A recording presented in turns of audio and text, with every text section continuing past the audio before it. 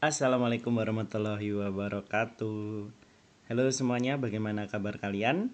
Nah, tentunya harus baik-baik saja ya, karena tidak terasa kurang lebih tinggal 1 bulan, 1,5 bulan lagi kita sudah menghadapi ASPD.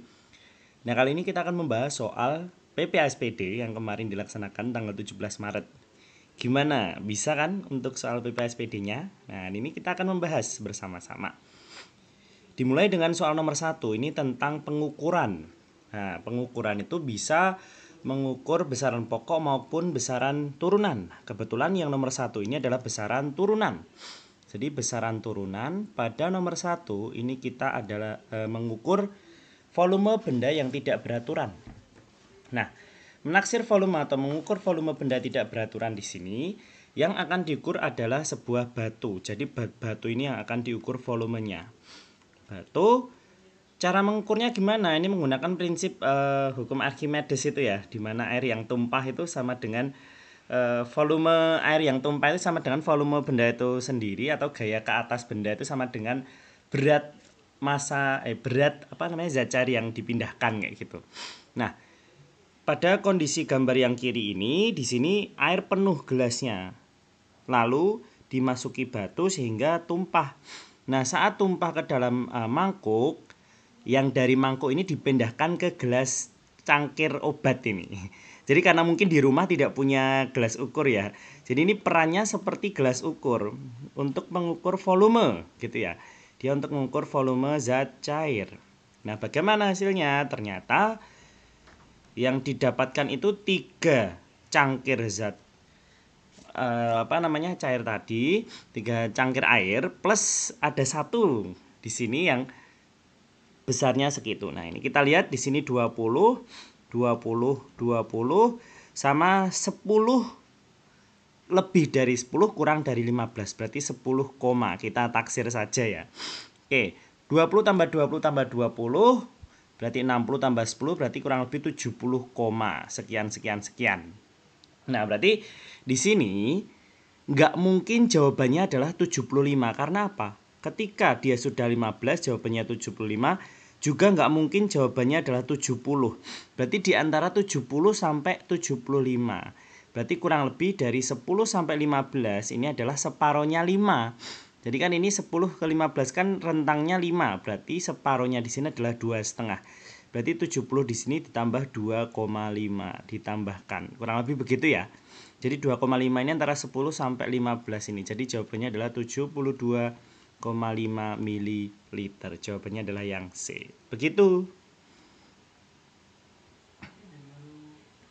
Kita lanjutkan untuk soal nomor 2. Soal nomor 2 ini tentang sifat zat dan wujud zat gitu ya. Kamper atau di sini adalah naftalena atau kapur barus gitu ya. Jadi kapur barus ini merupakan padat, sebuah benda padat yang dia itu memiliki titik titik lebur atau titik didih yang sangat rendah gitu ya anak-anak. Jadi belum sampai 60-an derajat itu dia sudah berbentuk gas kayak gitu. Jadi saking cepatnya kapur barus ini untuk berubah menjadi uap itu biasanya tanpa melalui fase mencair. Gitu. Nah, ini kita lihat di sini yang menandakan tanpa fase mencair itu adalah di kalimat ini, tanpa memberikan sisa basah di tempat kapur barus diletakkan. Berarti tanpa memberikan sisa basah di sini berarti dia tidak mencair. Berarti apa? Kalau tidak mencair berarti dia menyublim dari padat ke gas langsung ya. Dari padat ke gas atau sifatnya adalah menyublim. Kita lihat di sini dari padat ke gas berarti P langsung ke Q.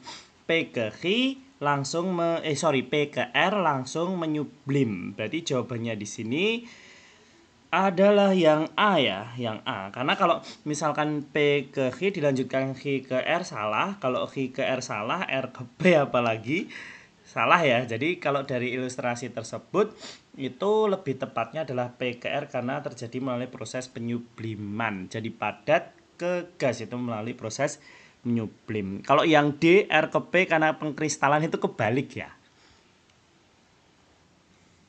Lanjut untuk soal nomor 3. Platina. Platina merupakan unsur logam langka di kerak bumi. Nah, ini yang ditanya adalah sifat kimia. Nah, sifat kimia di sini berarti hubungannya ketika bereaksi dan juga dia menghasilkan zat yang baru, gitu ya. Bereaksi, jadi ada bereaksi menghasilkan zat yang baru. Jadi di sini sangat mudah ya untuk membandingkannya. Yang nomor 1 sangat tidak reaktif dan memiliki daya tahan terhadap korosi. Korosi itu adalah perkaratan, berarti dia bereaksi betul. Memiliki massa jenis dan kekuatan tarik titik cari ini merupakan fisika ya, karena dia sifatnya fisik. Massa jenis itu adalah kandungan kerapatan dalam benda, titik cari itu dia mampu mencair pada suhu tertentu dan lain sebagainya. Yang nomor 3 ini lebih ulet dari emas tapi kurang lunak. Ini juga sifat yang bisa diamati kayak gitu. Nomor 4, platina mampu mengubah gas menjadi polutan beracun pada gas buangan menjadi polutan yang tidak beracun. Berarti di sini ada reaksi. Berarti ketika ada reaksi dia merupakan perubahan sifat kimia suatu benda. Berarti jawabannya adalah 1 dan 4B. Oke, cermati teks informasi untuk nomor 4 di sini. Air prosesnya ini dari suhu -5, berarti dia bentuknya es gitu ya, sampai menjadi suhu 45 derajat Celcius. Oke, sudah saya perbesar sampai 45 derajat Celcius. Berikut ini hasilnya. Jadi di sini pendahuluan di awal ini perubahan wujud sangat dipengaruhi oleh tekanan. Oke, benar ya. Jadi ini pada tekanan normal 1 atmosfer. Awalnya dari proses ini ada 3 proses. Ini sebenarnya yang B ini agak kegeser ya. Ini harusnya B-nya ini di sini. Nah, jadi Q-nya, kalornya itu ada QAB itu sebesar 2100 Joule. QBC itu sebesar 69.300 dikurangi 2100, berarti berapa ini? 0029 kurangi 27, berarti ada 67.200 Joule. Serta Ki CD yang terakhir di situ 107.100 dikurangi 69.300. Nah, berapa ini? 37.800 Joule. Nah, ini adalah kalor yang diperoleh di setiap ini. Jadi, untuk mengetahui kalor dari A ke B ini kan, yang ini kalor ini ya, kalor Joule, yang atas ini derajat Celcius, ke kanan itu kalor. Berarti kita tahu bahwa QAB itu rumusnya adalah M kali C kali delta T. C-nya di sini CS karena wujud dari AB di sini masih S. Nah, sementara C ke D di sini sudah air karena titik didih air itu 100 derajat Celcius, jadi 45 derajat Celcius wujudnya masih air.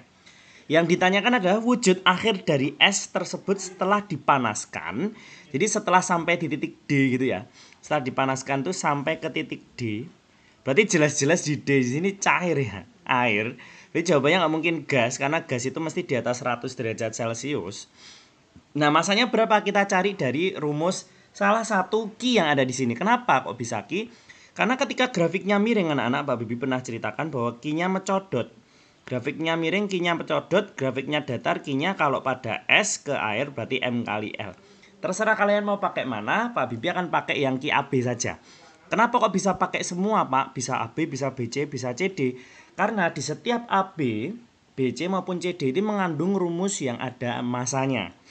Nah, sekarang Pak Bibi pakai yang QAB sama dengan M kali CS kali delta T punyanya S. QAB tadi 2100 kita masukkan. Masanya di sini diketahui di mana ini? Yang ditanya deng ya. CS-nya 2100 dan delta T perubahan suhu dari A ke B ini adalah 5 derajat Celcius. Nah, ini kita bisa coret tinggal 1. Nah, berarti masanya sama dengan 1/5 kilogram. Ya enggak, ini kan 5-nya dipindah ruas ke kiri jadi 1/5. Nah, massa 1/5 kg itu sama dengan 0,2 kg. Karena yang ditanya dalam gram, berarti ini 200 gram. Jawabannya adalah yang B. Gampang ya. Baik, untuk soal nomor 5 ini tentang bimetal. Bimetal pada setrika itu ketika saklarnya terhubung, ini akan dialiri arus listrik. Ini yang sebelah kiri ini ya, yang lingkaran sebelah kiri. Kontaknya terhubung dengan logam sehingga akan terpanaskan. Nah, saat logam P dan Q terpanaskan, dia akan membengkok. Sehingga pada saat terlalu panas, aliran listriknya akan putus. Sehingga tidak akan teraliri arus listrik. Nah, saat tidak teraliri arus listrik, maka otomatis setrika akan mendingin kembali, lalu nutup balik ke kiri lagi seperti ini. Habis itu terpanaskan lagi, balik ke kanan, dan seterusnya putus nyambung dan putus nyambung. Makanya setrika nggak pernah panas banget gitu ya, karena saat panas banget bimetalnya melengkung dan putus listriknya. Nah, sekarang konsep pada koefisien muai panjang atau disebut alfa. Ini adalah koefisien muai panjang. Logam pada bimetal itu akan melengkung ke yang koefisiennya lebih besar, lebih kecil, ke koefisiennya yang lebih kecil.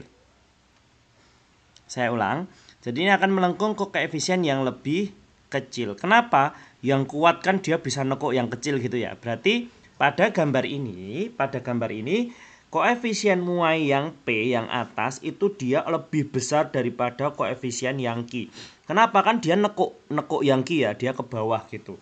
Nekuk yang Q berarti P lebih kuat daripada Q, gitu aja.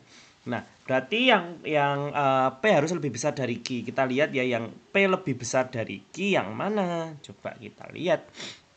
Yang P lebih besar dari yang Q, jawabannya adalah yang C. Kuningan lebih besar dibandingkan tembaga. Itu ya anak-anak semuanya. Gampang ya, nomor 5 ya. Selanjutnya ini soal nomor 6 ini tentang asam basa. Nah, gampang ini. Tapi kemarin masih banyak yang salah ya di sini. Jadi, bunga karamunting itu merupakan indikator alami di mana ketika dia diberikan cuka dan air jeruk, dia akan berubah menjadi merah muda. Sementara ketika diberi sabun dan kapur akan berubah menjadi coklat. Kita lihat cuka dan jeruk ini ya. Cuka dan jeruk ini merupakan larutan asam. Sementara untuk yang air sabun dan kapur itu merupakan larutan basa. Berarti di sini untuk indikator karamunting pada cuka dan air jeruk, jadi dia akan asam ya. Asam di sini akan merubah warna larutan menjadi merah muda. Sementara untuk air sabun dan kapur tadi basa, dia akan merubah larutan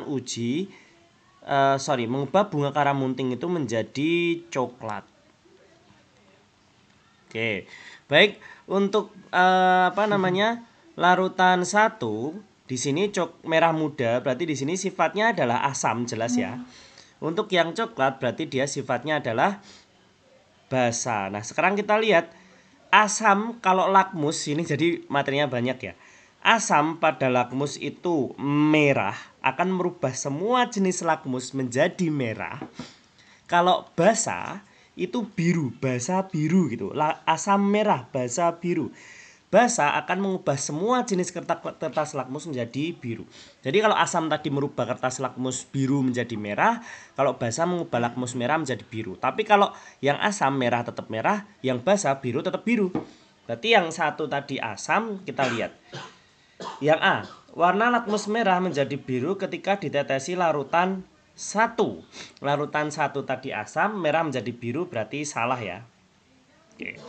Yang B, warna lakmus biru menjadi merah ketika ditetesi larutan 1. Biru menjadi merah, betul, karena asam ya tadi. Yang C, warna lakmus merah tetap merah jika ditetesi larutan 2, salah karena basa. Warna lakmus biru menjadi merah tetesi larutan 2, salah, berarti jawabannya yang B. Gitu saja. Kan mudah ya. Oke. Untuk soal nomor 7 ini berkaitan tentang pemisahan campuran ya. Nah, ini mudah ini. Tapi harus hafal memang anak-anak. Yang P itu adalah proses menguapkan ya, itu evaporasi. Evaporasi dan juga kristalisasi. Nah, jadi evaporasi dan kristalisasi ini dalam proses pembuatan garam gitu ya anak-anak. Yang Q itu adalah proses destilasi, pemisahan campuran berdasarkan perbedaan titik didihnya. Di sini yang evaporasi tadi pembentukan garam air laut ini pasangannya dengan yang nomor 3 ya. P pasangannya dengan 3. Ini P pasangannya dengan 3. Q destilasi perbedaan titik didih, dia pemisahan etanol dengan alkohol. etanol dengan air, maksudnya alkohol dengan air. Yang R di sini adalah proses sublimasi, yaitu menyublim. Jadi kapur barus. Sebenarnya di dalam bacaan ini sudah kalian tuh bisa menentukan jawabannya. Orang di sini ada clue-nya, ini kapur barus, berarti kapur barus gitu kan. Berarti R itu sublimasi, pasangannya dengan pemisahan kapur barus yang 2. S ini juga ada kata-kata ekstrak gitu ya. S itu adalah ekstraksi, pemisahan campuran berdasarkan pengendapan massa jenisnya. Jadi yang massa jenisnya paling besar dia berada di bawah, massa jenisnya paling kecil dia berada di atas tanpa perlu diputar seperti sentrifugasi ya. Jadi cuma diendapkan gitu saja. Ini pembuatan jamu, karena jamu itu dia ada yang bagian diendapkan, ada yang bagian cair di atas seperti itu. Berarti pasangan yang paling benar di sini adalah P3, berarti P1 salah, Q1 berarti kalau Q2 salah ya. R3 salah, R harusnya dengan 2, S dengan 4. Jawabannya adalah delta. Dia adalah ekstraksi, begitu. Untuk nomor 8 ini atom ya. Atom terdiri dari inti atom dan elektron yang mengelilingi. Atom yang mengandung proton dan elektron sama bersifat netral. Nah, Na ini atom netral ini anak-anak, karena tidak memiliki ion plus atau negatif gitu ya. Tanda plus atau negatif dia berarti bukan ion. Jumlah proton dinyatakan dalam nomor atom dan elektron. Jumlah proton sebenarnya gini. Jumlah proton itu sama dengan jumlah elektron. Ya. Proton sama dengan jumlah elektron. Nah, dia terdapat di nomor atom.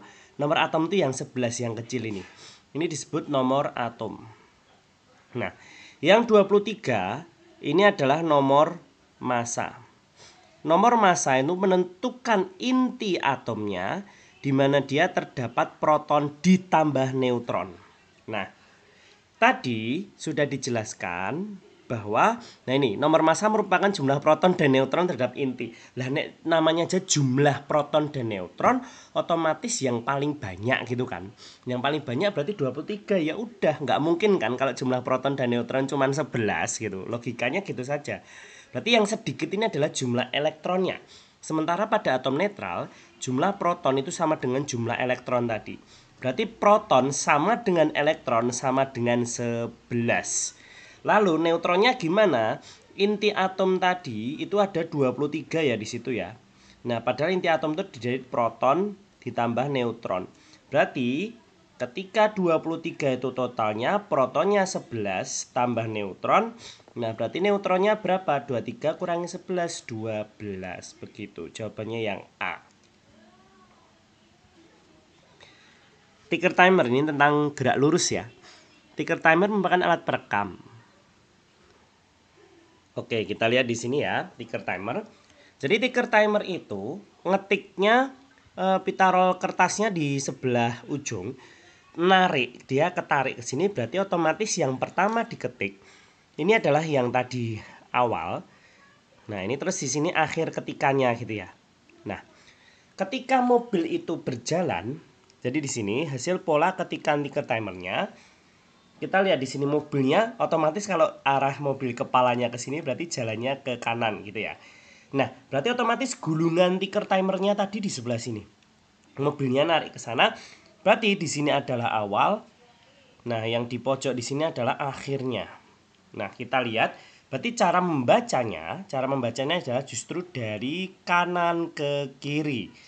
Cara membacanya, ingat, yang rapat itu lambat, yang renggang itu cepat. Berarti kalau dari gambar itu, dari belakang mobilnya ini dari rapat ke renggang.